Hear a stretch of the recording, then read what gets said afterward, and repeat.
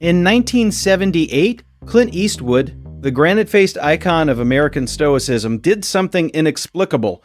He made a film where his co-star was an orangutan, his love interest was a country singer, and his primary adversaries were a biker gang called the Black Widows. Every Which Way But Loose is not just a movie. It's a cultural anomaly. It exists in a liminal space between Eastwood's established persona and something far stranger. A film that defies easy categorization, and in doing so, reveals something raw and oddly beautiful about its era. The film's genesis is as peculiar as its plot. Producer Robert Daly brought the script to Eastwood's Malpaso company. It was a low-budget comedy, a radical departure from the existential westerns and gritty police thrillers that defined Eastwood's career. The decision to greenlight it was, by most accounts, a pure gamble. Director James Fargo, a longtime assistant director for Eastwood, was handed the reins. The production was famously chaotic and improvisational. Much of Sandra Locke's performance was reportedly shaped on set, and the chemistry between Eastwood and Clyde the orangutan, a scene stealer named Manus, was largely unscripted, born from genuine patient interaction. This off-the-cuff energy permeates the film. It was shot on location across Southern California, from the dusty truck stops of the San Fernando Valley to the neon-lit bars of Los Angeles. The aesthetic is not the mythic West of the outlaw Jose Wales, but a working-class, sun-bleached California of pickup trucks, roadside diners, and honky-tonks. At its core, the film presents Philo Beddoe, Eastwood's character, as a man caught between two conflicting models of masculinity. He's a bare-knuckle brawler, a figure of physical prowess and simple codes, yet he is also profoundly gentle, caring for his orangutan companion Clyde and his eccentric mother, Ma. His quest for the singer Lynn Halsey Taylor is not a heroic pursuit, but a melancholic drift. He chases a phantom of romantic fulfillment, a voice on the radio that represents an idealized connection always just out of reach on the next stretch of highway. This pursuit frames the film's central tension, the desire for rootedness versus the allure of the open road. Philo's home, shared with his brother Orville and Ma, is a cluttered, lived-in space of familial warmth.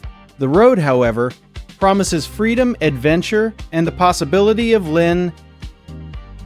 The film's structure mirrors this tension.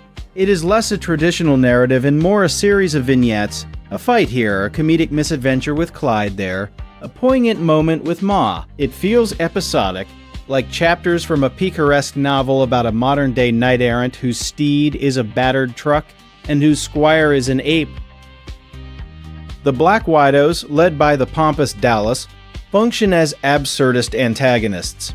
Their clashes with Philo are less epic battles than irritating roadblocks, comic interruptions in his personal Odyssey. They represent a cartoonish, ineffectual form of aggression against which Philo's more grounded, if brutish, masculinity is contrasted. Music is the film's emotional bloodstream. The soundtrack, featuring Eddie Rabbitt's Every Which Way But Loose and a score by Snuff Garrett, is pure 1970s country rock. It doesn't just accompany the action, it articulates the film's soul. A blend of wistfulness, resilience, and a touch of twangy melancholy. The film's most audacious element, Clyde, is also its secret heart.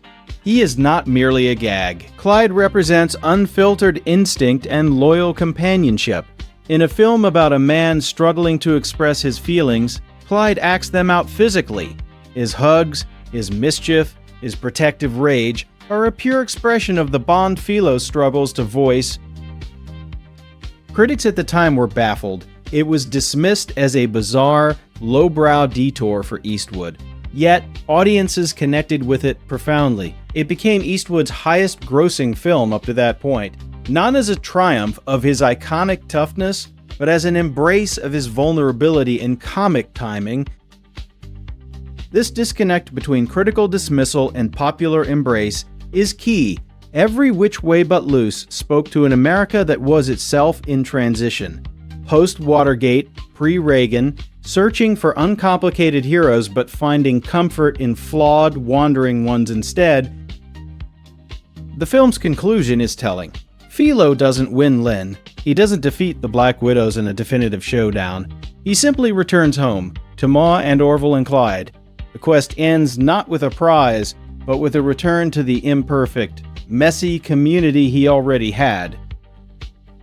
In this, the film finds its poignant thesis. True connection isn't found in chasing distant ideals, but in embracing the peculiar, ramshackle reality of the life you already inhabit. Philo's strength isn't ultimately in his fists, but in his capacity to come home.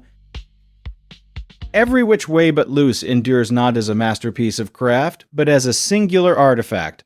It is a film where Clint Eastwood allowed his myth to be softened, complicated, and hugged by an ape.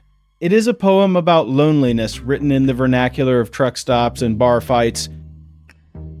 It reminds us that sometimes the most insightful stories about the human condition are found not in the revered canon, but in the oddities, the films that travel every which way, but the expected path, and in doing so, map a more authentic, if bewildering terrain of the American heart.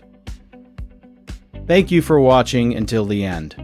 We pour our passion into every single video essay, exploring the stories behind the movies we all love. If you stumbled upon this video by chance, there is a very high probability you might never see our channel again in your feed.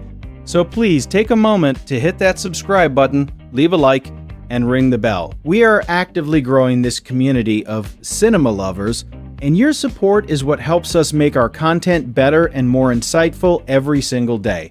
Let's explore the magic of filmmaking together. See you in the next one,